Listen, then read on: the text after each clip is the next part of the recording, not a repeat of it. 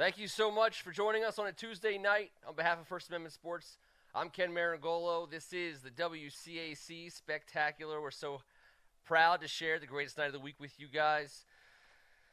What month is it? What day is it? I always only know what day it is when I'm down in the basement looking at this camera and joined by my very good friend, Kevin Ricca, on the bottom left. Good to see you, sir.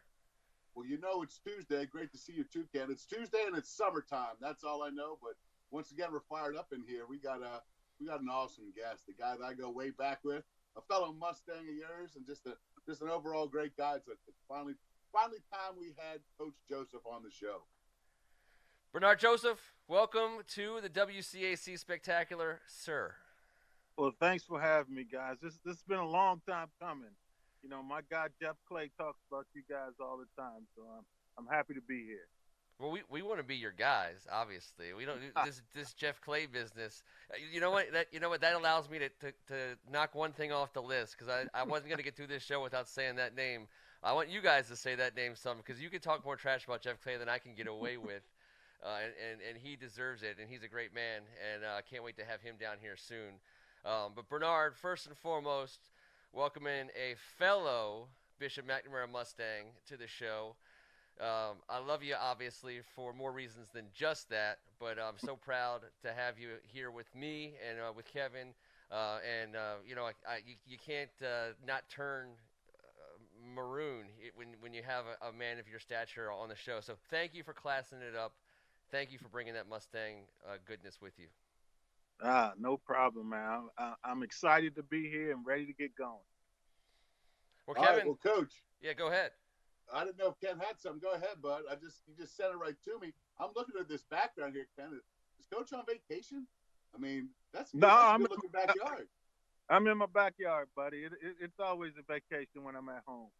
All right. Well, I know where you are now, but I'm going to ask you this: tough one at the shoot. Where were you on November 23rd, 1981? I was at Parkdale High School playing. I remember it like it was yesterday, playing those Stags, beating up on those Damascus Stags. Always a good time. Championship game, very close game. I still think that was one of the classic high school football games in the D.C. metropolitan area. They had beaten us earlier in the year, and we were able to revenge that loss in the championship game. And it was one of the ones for the books. I'll always remember that. It absolutely was. I was reading about it today and talking with Ken about it.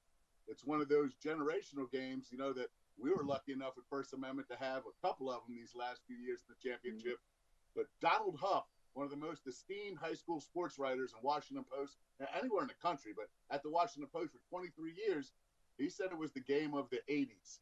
He did a little write-up, and apparently our buddy Bob Rohan threw a 22-yard pass to Greg Smith with a minute 16 left. That's And right.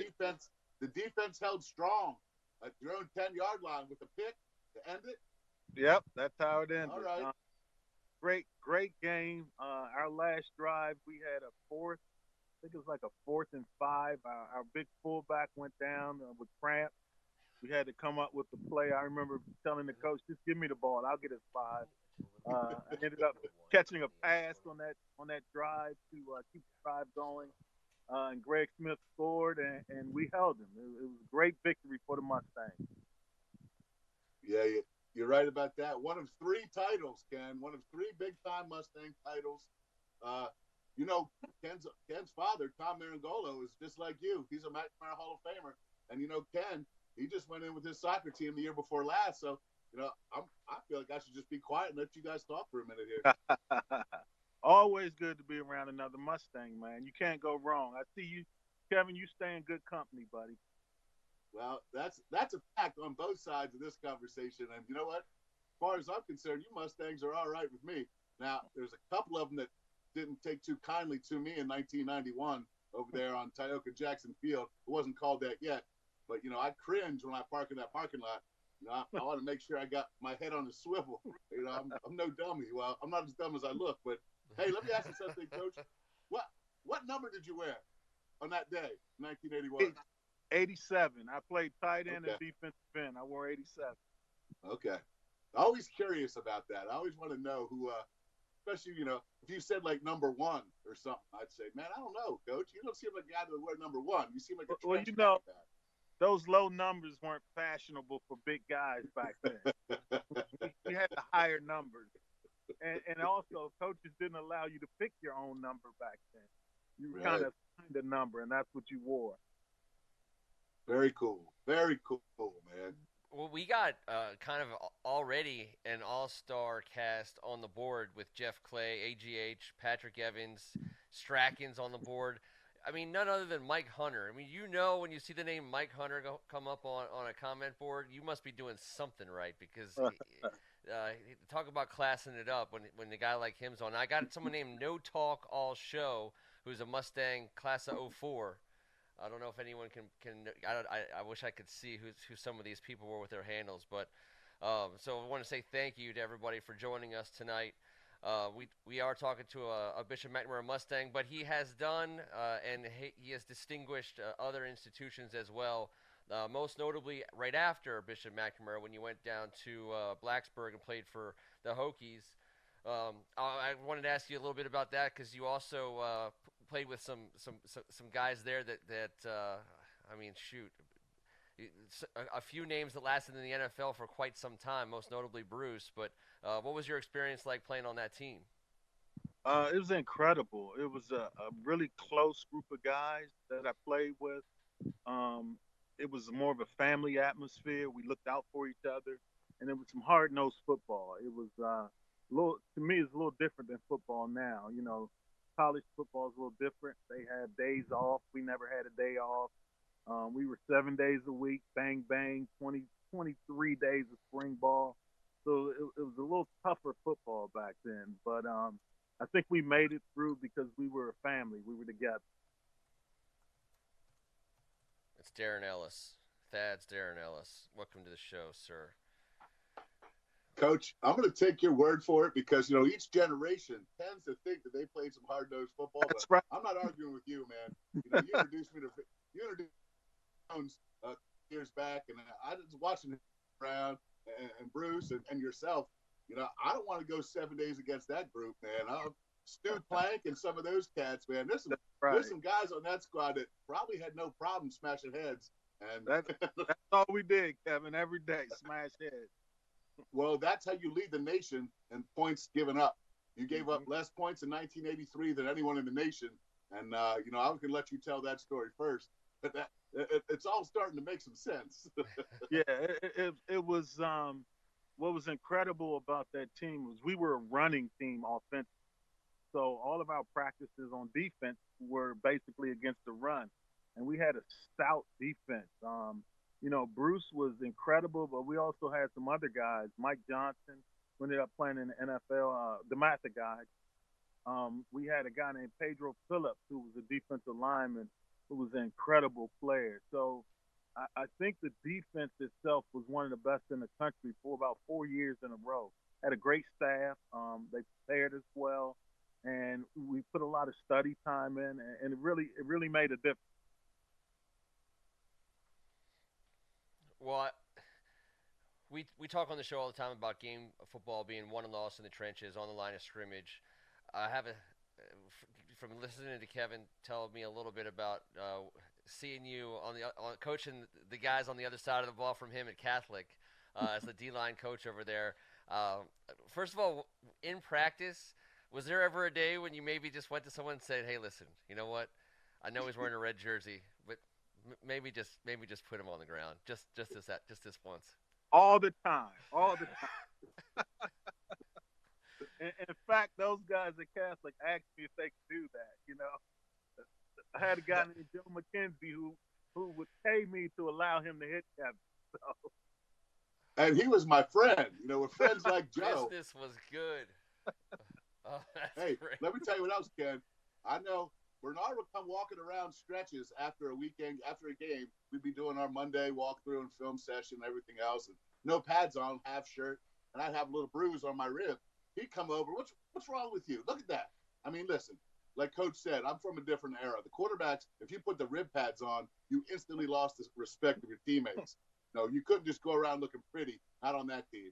So he said, "What's going on with this rib injury?" And he turned around and started giving it to my O line. And now the D line's hooting, now the O line's hollering, and that kind of set the tone for one of these practices that he used to have in the early '80s. That's what he was trying to get to. Yeah, it was. I tell people all the time, Kevin, that was one of the funnest group of guys that I've ever coached. You guys play football because you love football. Those guys on the team, and I love coaching those guys. They came to work every day. They worked hard. They didn't complain. They did everything I asked them to do. What a joy it was for me to coach those guys. I understand. Coach, I got to tell you. Sorry, go ahead. I'm sorry, Ken. I got to say it. That coaching staff, you guys were like my uncle. You know, when I would walk into that office to watch tape or to see what was going on, you know, I felt like my family was in there. All of you guys had a great relationship with not only myself, but, you know, Coach Clark. He was all of our guy, and he led the charge. And I really did. I felt like it was my uncles. I felt like it was a family situation. The way you guys looked out for me and took care of me. And we all looked out for each other and vice versa. But I'm going to ask you one question about that squad, Coach. You remember the Alamo? I remember the Alamo. We don't want to talk about the Alamo. I just wanted to make sure you remembered. That's all. I do remember the Alamo. I do remember you guys at the Alamo. Yeah. Fair enough. It's I a think good that was thing. our last stand, Ken. I'm just saying, it's a good thing. As an uncle with nephews that we've had to sometimes straighten out, like we all have, and we all feel like that's part of our job. I know we all need to remember the Alamo. It stands as a lesson to us all. So you played at a high level in high school. You played at a high level in college. You coached at a high level as well.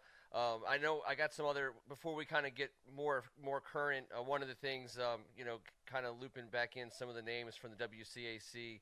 Is it true you were Tioka Jackson's first defensive line coach? I was. What a great story. Tioka, I think he was playing strong safety. Yes. When we got the job when I started working at McNamara as a coach, and we watched a little film, and I looked at Tom Clark, and I said, "Coach, he's a D lineman." And Coach was like, "You sure?" And I said, "Oh yeah, he's a D lineman." So we had to go to Ty and tell him he was a D lineman. Well, defensive end is what we sold him on. And it was the senior year. He was a little worried about his recruiting, and a testament to Ty.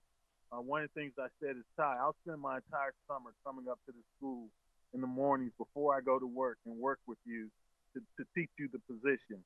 And he came every day. He came to every workout, and he worked himself into being a great defensive end. Yeah. Wow. Well, his name's on that field for a reason, and I think it's important that people who. Sorry, Mike Hunter's making an Alamo comment. I got to keep a straight face.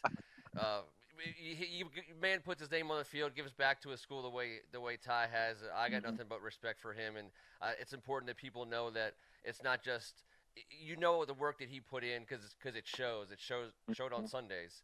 But it's important that people understand the coaches that stood right next to him on those hot summer mornings when kids are willing to put the effort in, and there's a coach standing next to him willing to put the time in to help him out. So, on behalf of all those guys and all of us guys who had coaches like you, man, thank you so much. That's amazing. You're welcome. You're welcome. It's easy to coach kids that want to be coached. Yeah, and it's a two-way street, and that two-way street between the two of you guys led to he was a member of the all-decade team in the 90s at Penn State with a 12-year NFL career. Yep. This is how it works. It started with that offer, Coach, and it did. He's got to be so proud of you that you make that offer, and vice versa, proud of him to show up every day. And that's what happens. 17 years later, he's still playing football at the position you guys moved him to. That's unbelievable. Right. That's big time.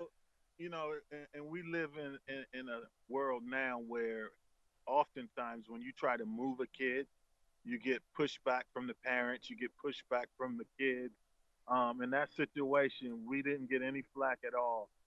It was our first year as the coaches at McNamara, but his dad, Tioka, trusted the staff enough to know that we were doing the right thing for him, and it worked out great.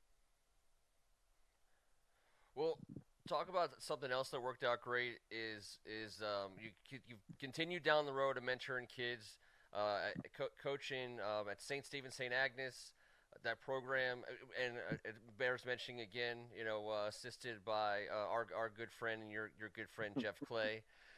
Sometimes I don't know who the head coach is, but when I hear Jeff tell stories, I just want to make sure we get all. Depends on if they won or lost. It depends on whether they won or lost. That's right. Right. So I guess talk a little bit about some of the successes and the building of a program that you've been getting after there for the last a better part of a decade.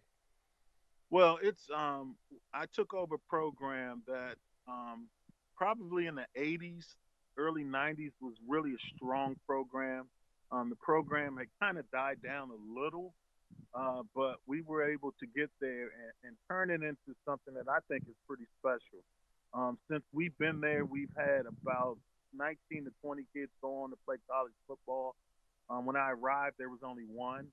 Um, Currently, we have a player that's a four-star kid that can go to any school in the country. We built this with basically three components. We talk to the kids a lot about their character, their commitment, and then we like to talk about their goals. What do they want to do after football? And so we try to make this St. Stephen's football family more than just football. We talk to our players about what do you want to do 40 years from now, not four. We try to help them make sound academic decisions when they're choosing their colleges. And so all of that has started to come together, to be honest with you. It's fun to watch all the work that you put in start showing signs of progression.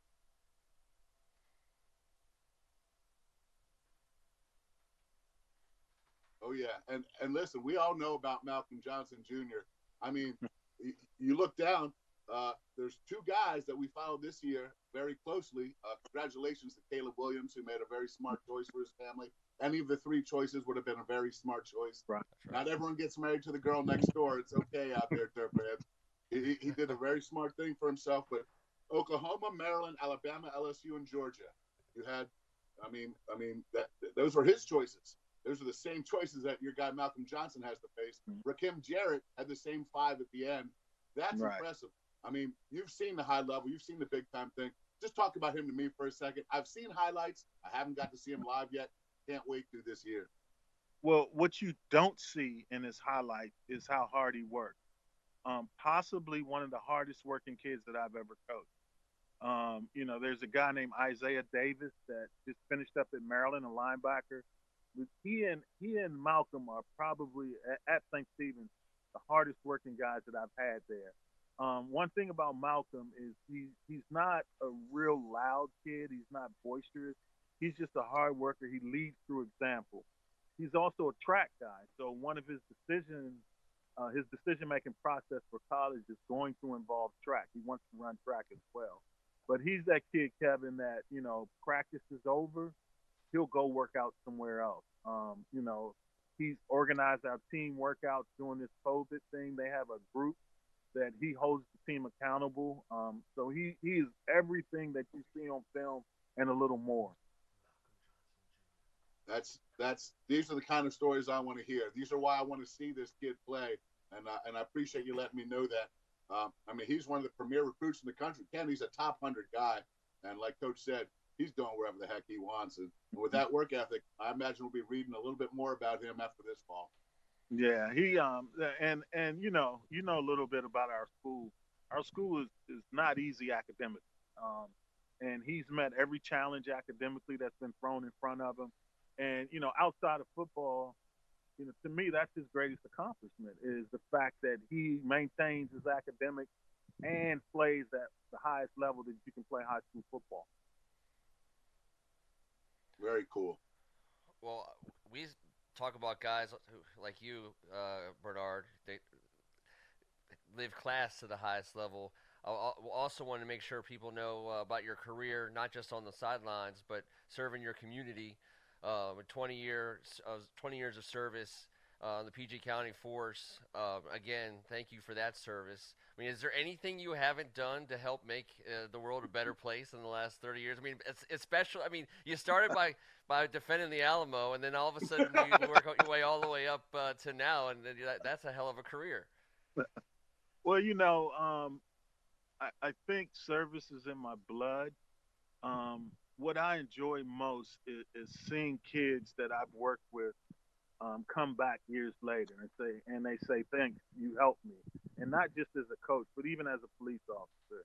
I'm out a lot and I see a lot of kids and actually adults walk up to me now. Hey, you're Officer Joseph. You said something to me years ago that made a difference, and I think that's what life is all about. I think we need more of that today. We need more police officers doing that today, and there are a lot out here doing that.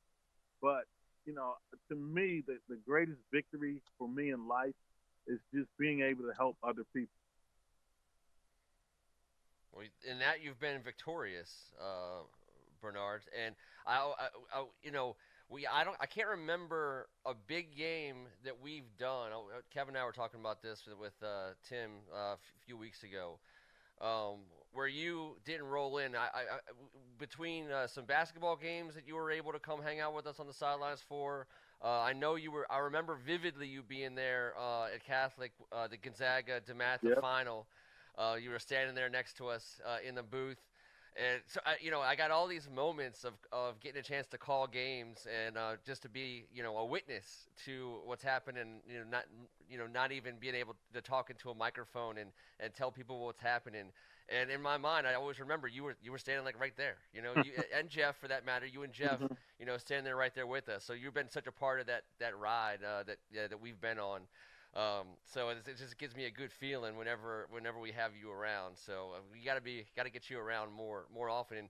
And I definitely want to ask. I want to ask you about these times that we live in, and with your experience and your eyes, and the things you've seen and the things you've done.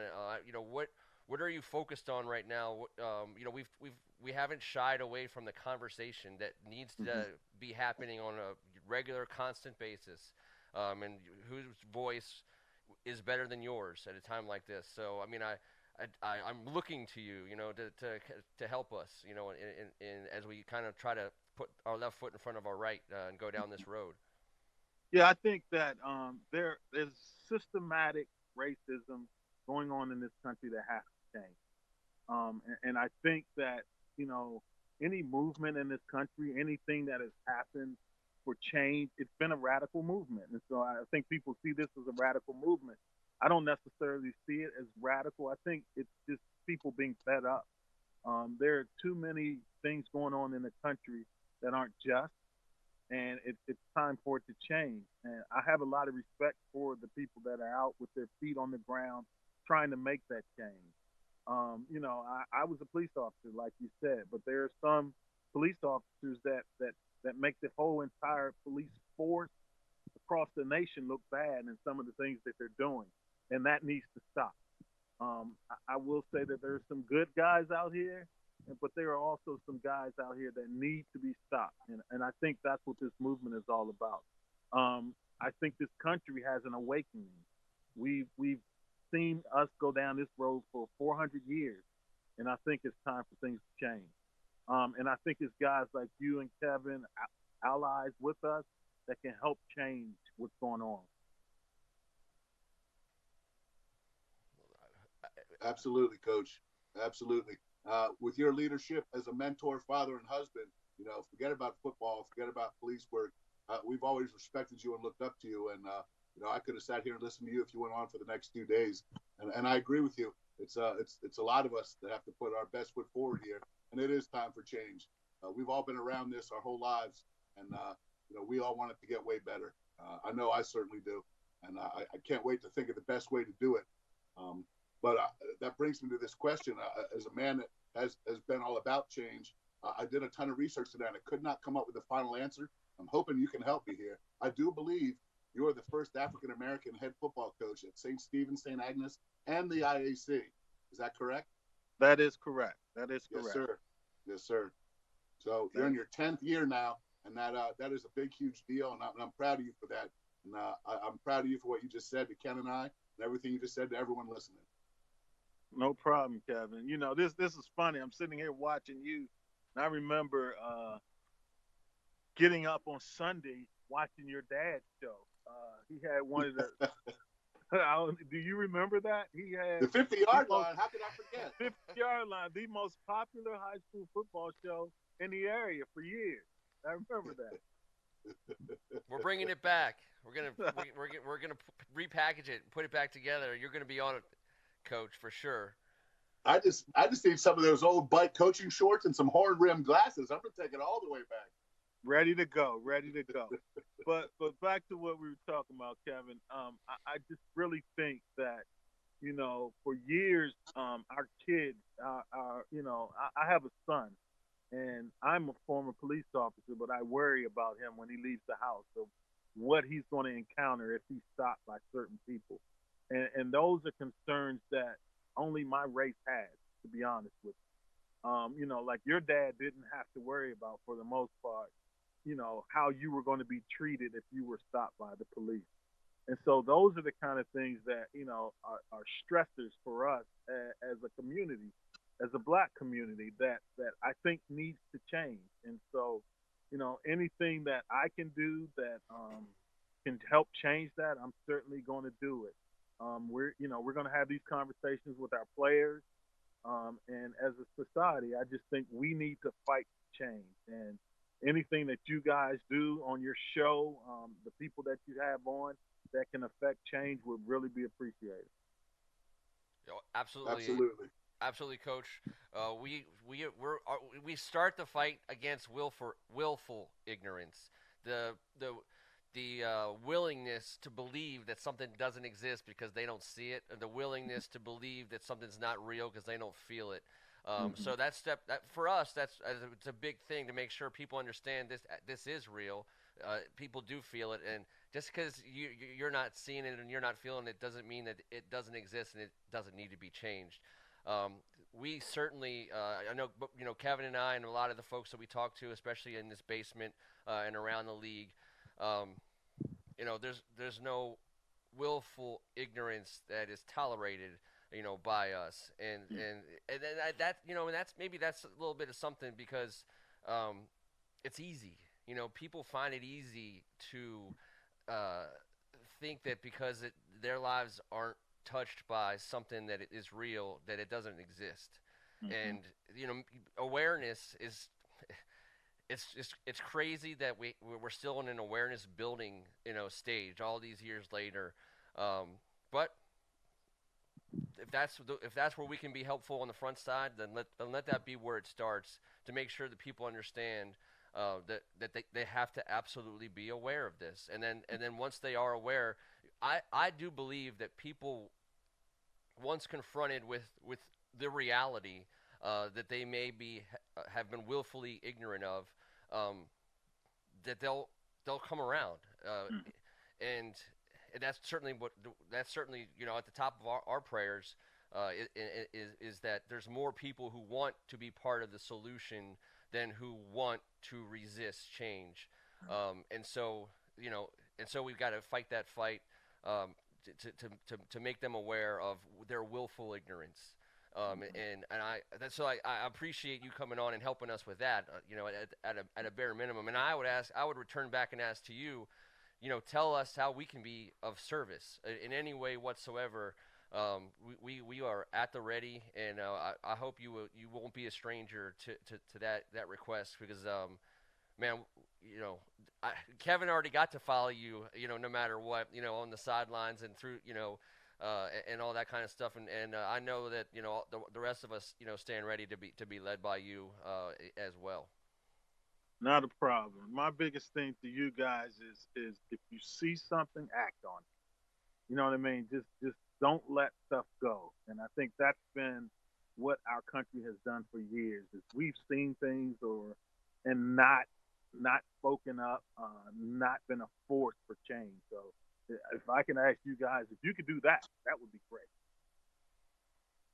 Yes, sir, Coach. You got a promise there. Yep. I got a 10-year-old son, and yeah, I understand the amount of worry that you have, and you're 100% right. I don't have that worry that you just previously discussed, but it's rotten and it sickens me. And I've had this conversation with we're on the same page with this house. The dialogue is out and in the open, and that's what we're going to do over here. And we're going to try and do our part. So Appreciate it. Well, when are we going to see you on the sidelines again? I mean, I guess it's crazy that we're dealing with so many insanely serious issues as a society, and as a coach. You know, you got another one. It's never ends. So we know that you're preparing for a season, but kind of where are you at there? How's it coming? When can we expect to see you again out there? Well, to be honest with you, no one knows when we're going to be back out there in a game situation. That is still up in the air for everyone. What I can tell you is, I think most schools are starting to have small group workouts now. But when you start thinking about when we're going to get back out there, the safety of the kids is paramount. And so I think if we make sure that our decisions are based on safety for the kids, then we'll be fine. I'm looking, to be honest with you, I'm not sure that anything's going to happen this fall. Uh, I don't see how without a vaccine or without something changing. This thing is still spiking everywhere. I just don't even really see college football playing in the fall to be Yeah. honest with you right now. And so I think most high school leagues are waiting to hear what the colleges are doing. But what I do know is my school and my conference is they're taking their time and they're going to do what's best for the kids. Well, we'll take it whenever we can get it, Coach. I know I'll just rest easy knowing if they let you, even if you can get your hands on a handful of kids at a time, they'll be better off for it. I know we both believe that. So good for St. Stephen, St. Agnes student athletes, I guess. Bad for us. We don't get to see you screaming and yelling and hollering on the sidelines. Who, Um, me? yeah, Do right. that. Yeah. Kev, Hey, man, what's up? I was just gonna see. I see it. I'm making sure your screen's not frozen. Last week, Coach. Last No, week. Okay, yeah, making sure. I froze. I did. I froze up last week, Coach. Normally I do have something to say. I just, we're talking about all your attributes and all your many accomplishments, but you got some interesting facts going on for you. Your nephew is chomping at the bit to get out there in the burgundy and gold. I don't know what we're going to be called by that point. I don't know what the new name is going to be, but I guess we'll hear more about that as time goes by. At least we got something to talk about in our second show tonight, Ken.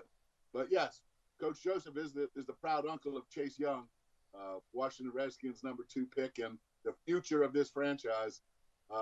That had to be such a special time for you and your entire family, getting to keep him right here at home.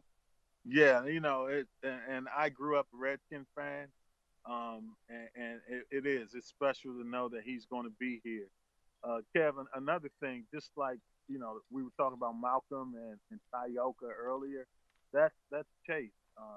There really isn't too many kids that work as hard as he had to get to where he is, and that's a tribute to his family, him personally.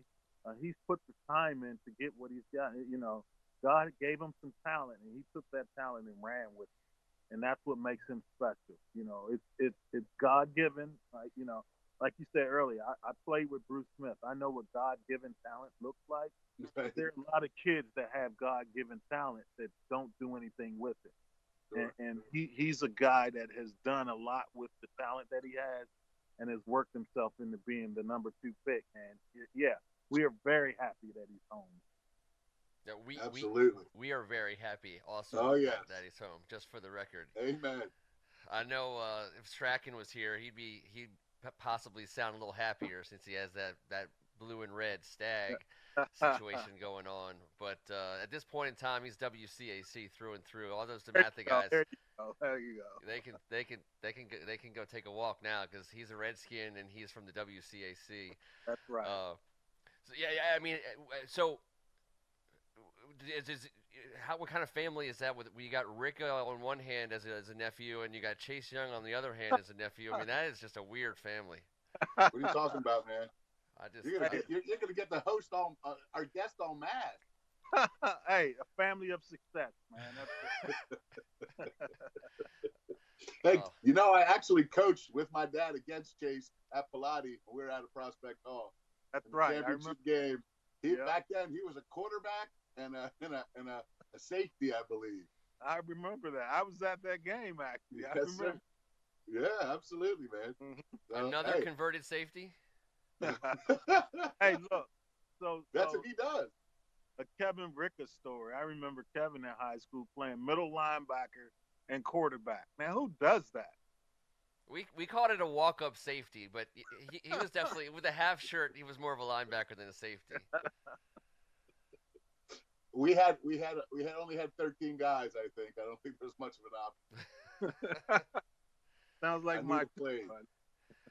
Well, Bernard, we kept you on here for longer than we promised, but I hope that you'll come back soon, and maybe between now and sometime during what would be or what will be or what might be the fall season, and we'll talk maybe some pro sports and get back into some of them fun conversations that we would have on the sidelines of some great WCAC days with First Amendment sports over the last 2 years, made better by your presence. Well, no problem. Anytime, man. And I was told that I need to get into the basement, so I can't wait to come down to the basement and do the show. So anytime, guys, just give me a call. Oh, Thanks this a is lot. your basement. This is you. That's awesome, This Coach. is your basement, Bernard Joseph.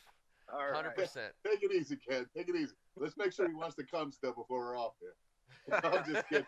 Coach, you're my guy, man. Tons of respect for you. Thank you so much for coming on with us tonight. I mean, I sent out a text and you jumped back in right away. It means a lot to me to have you on.